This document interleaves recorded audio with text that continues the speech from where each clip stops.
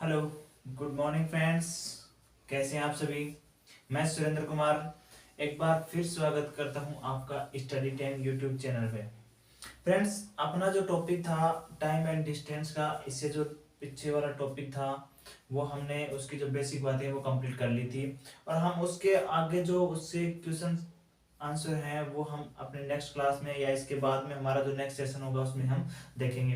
अब फ्रेंड्स, उससे पहले हमारा जो एक इम्पोर्टेंट टॉपिक है, जो ट्रिग्नोमेट्री का टॉपिक है, और बहुत ही इम्पोर्टेंट टॉपिक ये हमारे एग्जाम की दृष्टि से रहता है।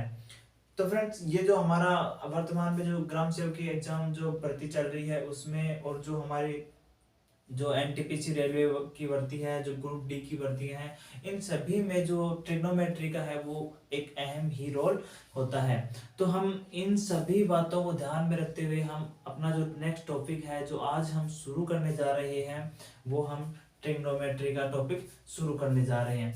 ठीक है फ्रेंड्स, बने रहिएगा हमारे साथ वीडियो के एंड तक। और वीडियो अगर पसंद आए तो लाइक और कमेंट और शेयर करना ना भूलिएगा। और वीडियो को ये आप अपने जो चैनल को सब्सक्राइब आप जरूर कर लेना अगर आप चैनल पे नहीं है तो। अब फ्रेंड्स, हम बिना टाइम खराब किए हम शुरू करने जा रहे हैं। हमारा जो टॉपिक है ट्रिग्नोमेट्री का, तो हम बात करते हैं ट्रिग्नोमेट्री की।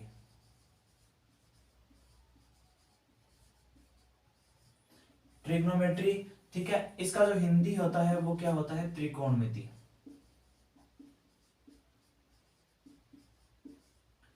ठीक है फ्रेंड्स, त्रिकोणमिति इसका जो हिंदी होता है, और ये हमारा क्या है? ट्रिग्नोमेट्री, जो आज का अपना जो टॉपिक रहने वाला है। अब फ्रेंड्स, मैं यहाँ पे बात करूं कि जो त्रिकोणमिति है इसमें हमें स्पष्ट दिखाई दे रहा है कि तीन कोणों से संबंधित हमारे पास कोई आकृति होगी और उससे संबंधित हम इसमें अध्ययन करेंगे। ठीक है, हम तीन कोणों से संबंधित या तीन कोणों वाले जो भी आकृतियां होती हैं, जैसे हमारे पास त्रिभुज होता है एग्जाम्पल के तौर पे, और जो त्रिभुज होता है ये हमारे पास क्या होता है? त्रिभुज होता है। हम इसके जो तीनों भुजाएं हैं, जो इसका हमारे पास परपेंडिकुलर होता है, इसका हमारे पास बेस होता है, और इसका हाइपोटेनस होता है, इन सभी की बातें हम यहाँ पे करने वाले हैं। हमारे पास यहाँ पे हमें किसी में हमें बेस निकालना होगा, किसी में हमें परपेंडिकुलर निकालना होगा, और किसी में हमें यहाँ पे हाइपोटेनस निकालना होगा। ठीक है फ्रेंड्स, तो हम इसी से संबंधित हम आज के लेसन में बातें करने वाले हैं, और बने रहिएगा आप। ठीक है, अब मैं सबसे पहले बात करूं कि हमारे जो त्रिकोणमिति है, त्रिकोणमिति में हम त्रिभुज के, विशेषकर जो हमारा समकोण त्रिभुज होता है उसकी हम यहाँ पे बात करते हैं। ठीक है, हमारा जो क्या होता है? समकोण त्रिभुज।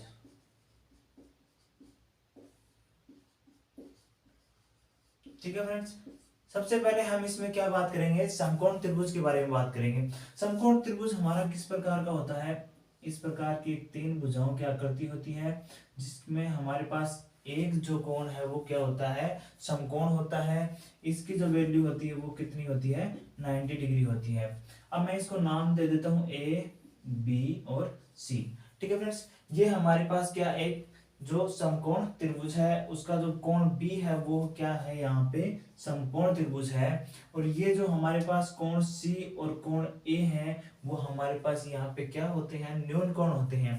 अर्थात इनका जो मान होता है वो 90 से कम होता है, या फिर 90 से क्या होता है? कम होता है।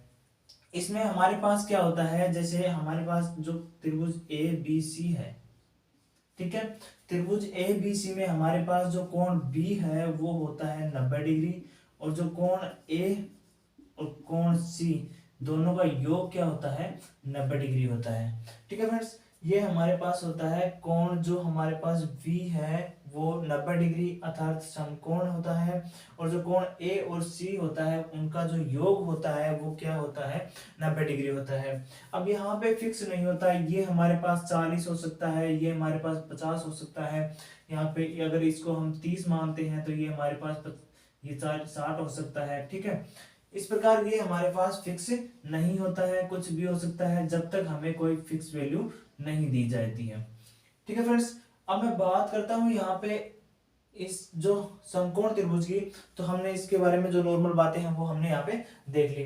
अब फ्रेंड्स, इससे संबंधित नॉर्मल जो डिटेल होती है वो क्या होती है? इसमें हमारे पास क्या होती है? तीन भुजाएं होती हैं। जिसमें जो नीचे वाली भुजा होती है, अगर हम इस कोण को, अगर हम कोण सी को अगर हम आधार मानते हैं, अगर हम कोण सी को आधार मानते हैं, तो ये हमारे पास क्या होता है, बेस होता है। जो हमारे पास बीसी भुजा होती है वो इसका बेस होती है, और जो ए बी होती है वो होती है परपेंडिकुलर। ठीक है, ये हमारे पास क्या होती है, परपेंडिकुलर होती है, और ये हमारे पास इसके बाद में होती है हाइपोटेनस।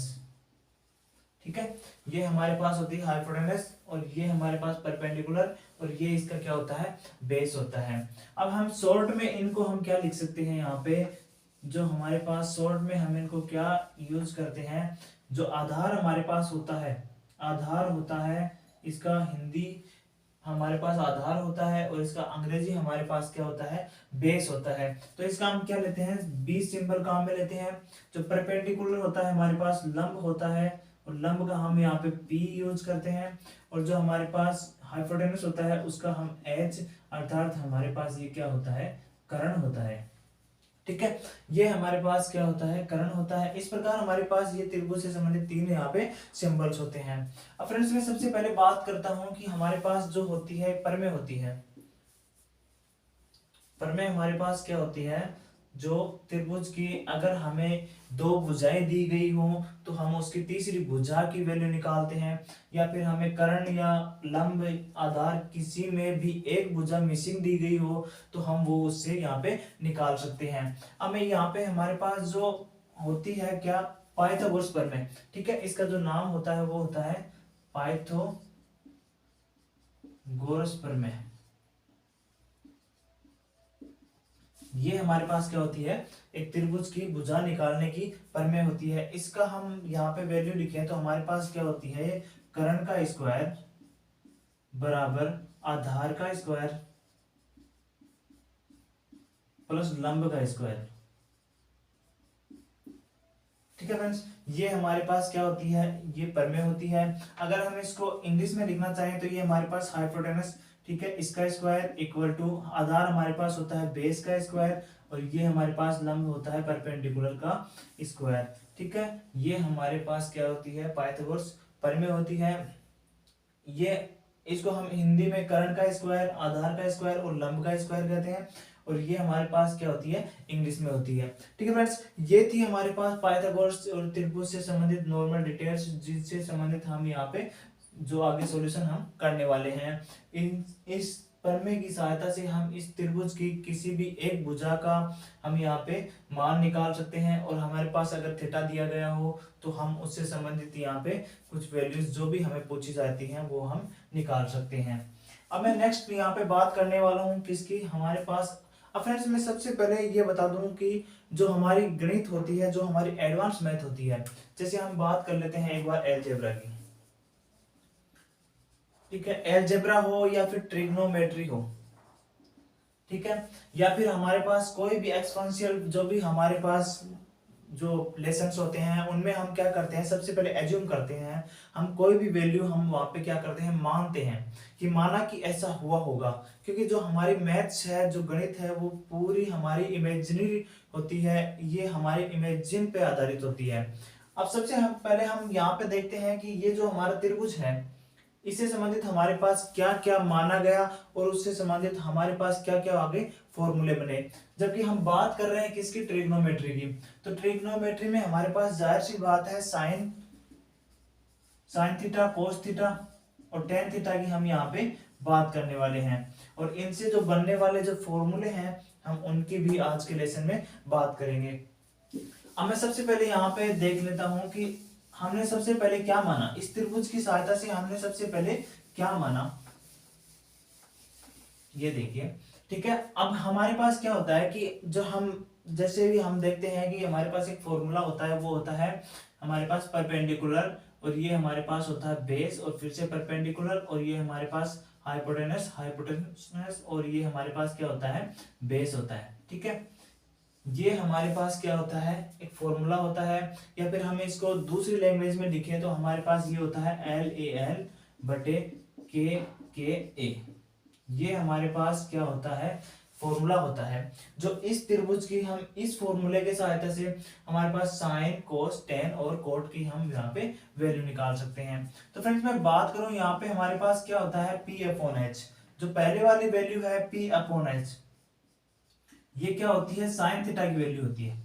ठीक है, ये हमने क्या माना, सबसे पहले हमने माना कि साइन थीटा कोई वैल्यू है या फिर साइन थीटा कोई सिंबल है जिसकी हमें क्या निकालनी है, वैल्यू निकालनी है। यहाँ पे हम थीटा की बात करें तो थीटा हमारे पास ये सी और यहाँ पे ये क्या होगा, ए होगा। ठीक है, इस समकोण त्रिभुज में हमारे पास थीटा या तो ए होगा या फिर हमारे पास क्या होगा, सी होगा। हम यहाँ पे 90 डिग्री वाले थीटा की कोई भी बात नहीं करने वाले, सिर्फ हम बात करेंगे तो यहाँ पे हमारे पास जो न्यूनकोण होते हैं या फिर जो त्रिभुज के समकोण को छोड़कर अदर जो दो कोण होते हैं हम वहां पे उन्हीं की बात करने वाले हैं।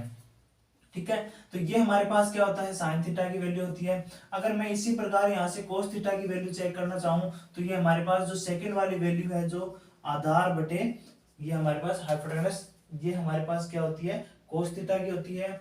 और इसी प्रकार ये हमारे पास किसकी होगी, टेन थीटा की वैल्यू होगी हमारे पास, ये परपेंडिकुलर अपॉन बेस होगी। ठीक है, ये हमारे पास क्या होती है, साइन थीटा की वैल्यू, ये होती है कोस थीटा की, और ये हमारे पास परपेंडिकुलर अपॉन बेस होगा, वो किसका होगा, टेन थीटा की यहाँ पे वैल्यू होगी।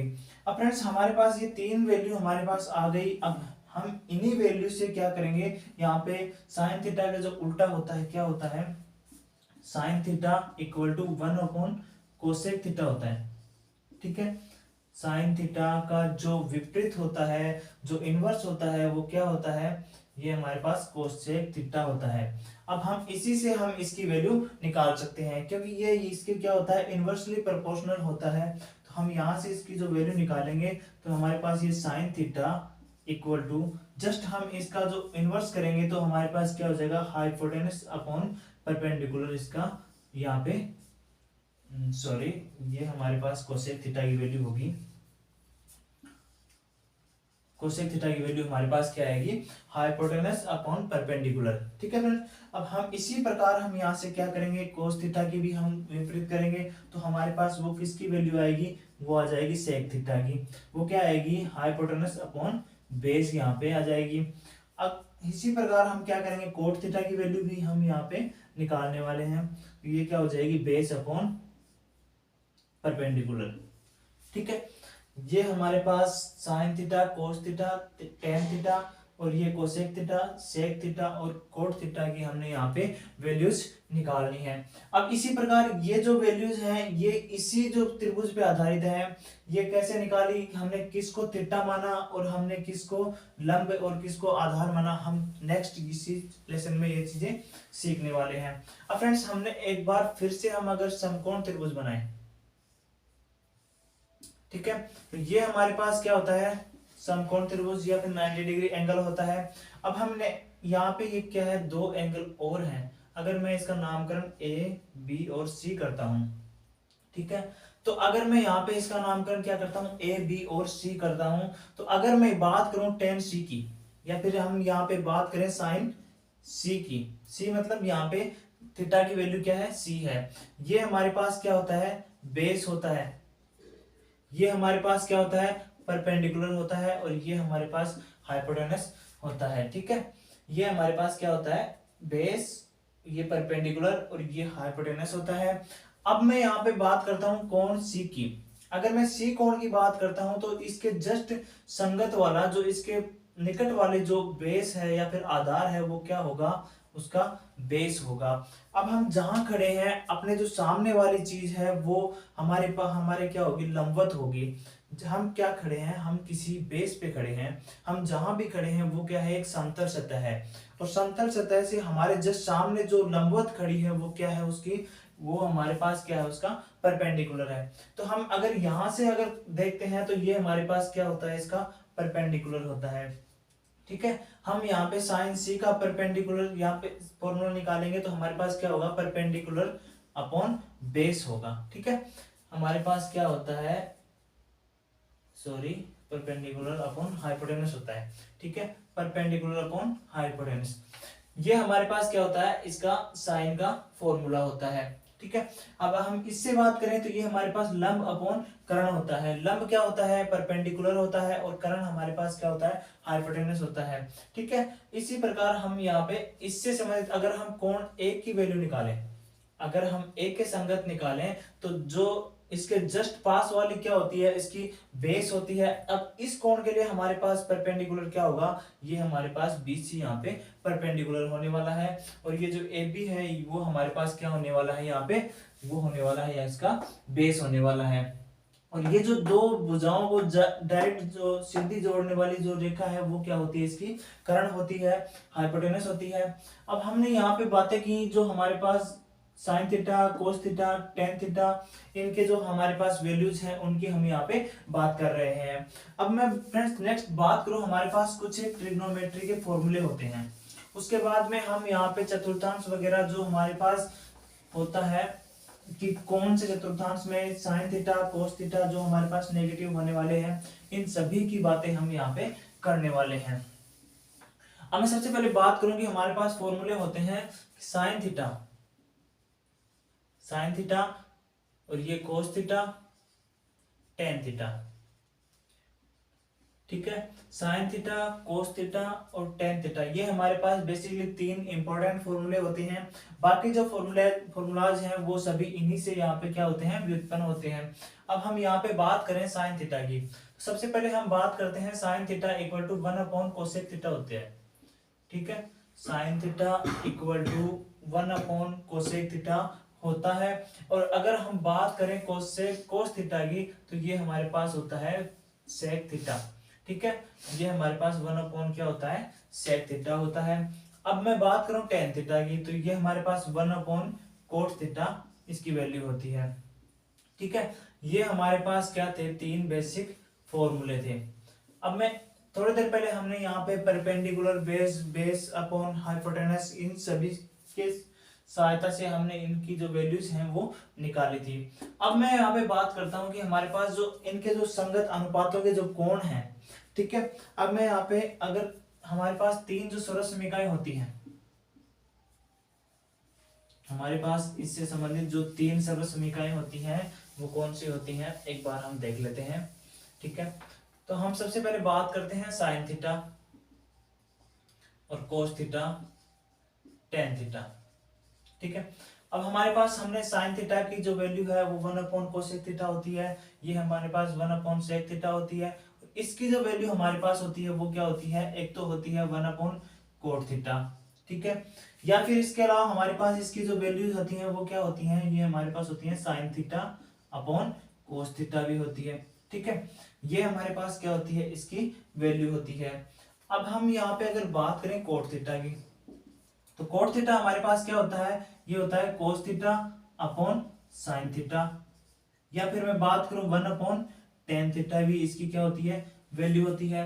ठीक है, ये हमारे पास क्या है, बेसिक से फॉर्मूले हैं, बहुत ही इजी फॉर्मूले जो हमारे पास डायरेक्ट अप्लाई हम एग्जाम में इनके कर सकते हैं, और हमारे पास इनसे संबंधित या इन पे बेस्ड जो क्वेश्चन आते हैं वो डायरेक्ट वहां पे पूछे जाते हैं। ठीक है, अब मैं यहाँ पे बात करता हूँ, यहाँ पे हमारे पास क्या होते हैं ट्रिग्नोमेट्रिक अनुपातों में, जैसे मान लो साइन थीटा है, कोस थीटा है, टेन थीटा है, कोट थीटा है, सेक थीटा है और कोसेक थीटा है। इन सब में यहाँ पे हमारे पास जो रिलेशंस क्या होते हैं, इनमें हम रिलेशंस हम यहाँ पे देखने वाले हैं।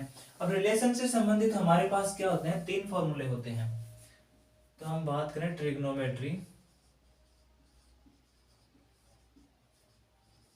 फंक्शंस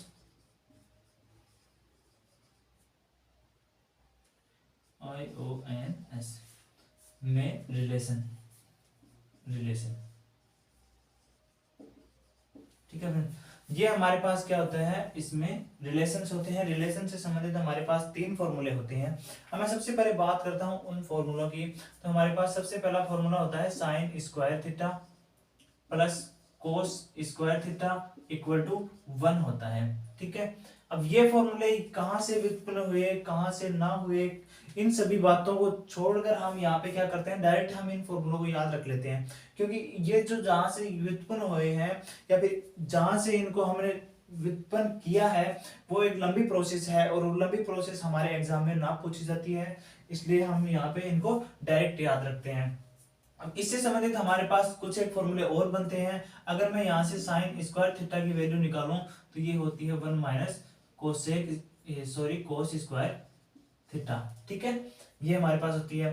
अब हमारे पास इसके कोस स्क्वायर थीटा की भी अगर हम यहाँ पे वैल्यू निकालना चाहें तो ये होगी 1 माइनस साइन स्क्वायर थीटा। ठीक है, ये हमारे पास क्या हो गए, इससे संबंधित दो फॉर्मूले और बनते हैं। और ये फॉर्मूले भी डायरेक्ट सरल समीकरण या फिर हम अगर ट्रिग्नोमेट्रिक जो प्रॉब्लम सोल्व करते हैं तो हम उनमें यहाँ पे ये जो फॉर्मूले हैं ये डायरेक्ट अप्लाई करते हैं। अब जो दूसरा हमारे पास इसमें जो संबंध है वो क्या होता है, ये होता है हमारे पास sec square theta equal to 1 plus tan square theta. ठीक है, ये हमारे पास क्या होता है सेकंड फॉर्मूला।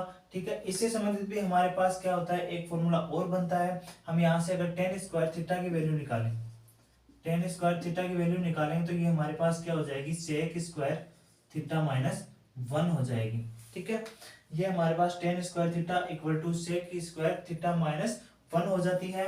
अब यहाँ से हमारे पास इसकी जो 1 की वैल्यू भी हम यहाँ पे निकाल सकते हैं, तो वो क्या होगी sec square theta minus tan square theta equal to 1 होती है। ठीक है, ये हमारे पास क्या होती है दो सरल समीकरण होती हैं। और हमारे पास जो तीसरी इसकी जो होती है रिलेशन वाली सरल समीकरण वो क्या होती है, उसके हम बात करें तो ये हमारे पास cosec theta, cosec square theta equal to 1 plus cot square theta हमारे पास होती है। जो थर्ड फॉर्मूला है वो हमारे पास क्या होता है cosec square theta equal to 1 plus cot square theta होता है। अब हम यहाँ से इसको हम यहाँ पे इंटरचेंज करेंगे तो हमारे पास क्या होगा, ये हो जाएगा cot square theta equal to, इसको हम यहाँ से क्या करेंगे कोसेक स्क्वायर थीटा माइनस 1 हो जाएगा।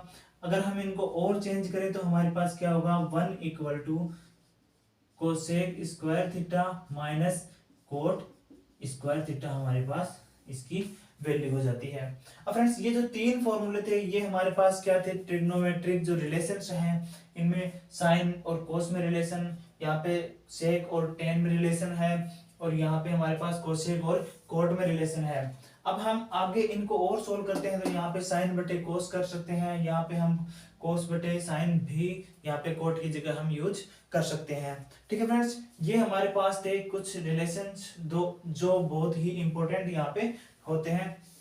अब हम इससे आगे आज का जो हमारा जो लास्ट टॉपिक है या फिर लास्ट जो पॉइंट है उसकी हम बात कर लेते हैं, जो हमारे पास पूरक कोण होते हैं। ठीक है, हमारे पास जो क्या होते हैं पूरक कोण, पूरक कोणों की हम यहाँ पे बात करते हैं। ठीक है, पूरक कोण क्या होते हैं, पूरक कोण वो होते हैं कि दो कोणों का जो योग या फिर दो या दो से अधिक कोणों का योग हमारे पास क्या हो 90 हो। ठीक है, यहाँ पे हमारे पास जो 90 डिग्री है जो समकोण के इक्वल टू हमारे पास क्या होता है कोण ए, कोण बी या फिर कोण आगे भी हो सकते हैं। ठीक है, ये हमारे पास क्या होते हैं पूरक कोण होते हैं। यहाँ पे कोण ए और कोण बी क्या है एक दूसरे के पूरक कोण है। हम इनको अगर एक दूसरे में से घटाएंगे तो हमारे पास क्या होना चाहिए वो 90 में से घटना चाहिए, या फिर इनका जो लास्ट योग है वो क्या होना चाहिए 90 होना चाहिए। ठीक है फ्रेंड्स, अब मैं इससे संबंधित हमारे पास 3-4 जो फॉर्मूले हैं वो एक बार डिस्कस कर देता हूँ, उसके बाद ये जो हमारे जो टॉपिक है वो लास्ट रहेगा, बाकी हम अपनी नेक्स्ट क्लास में देखने वाले हैं। ठीक है, अब मैं यहाँ पे सबसे पहले बात करूँ साइन थीटा की।